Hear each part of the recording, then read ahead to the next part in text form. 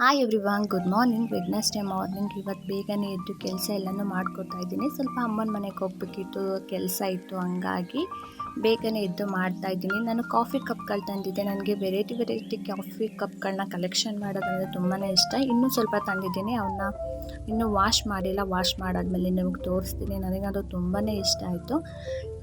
ನಾನು money plant ಹಾಕಿದ್ನಲ್ಲ, ಆ ನೀರನ್ನ ಚೇಂಜ್ ಮಾಡಿ ಮನಿ ಪ್ಲ್ಯಾಂಟ್ನ ತೊಳೆದು ಆ ಜಾಗದಲ್ಲಿ ಹೊಸ ನೀರು ಹಾಕಿ ಇಡ್ತಾ ಇದ್ದೀನಿ.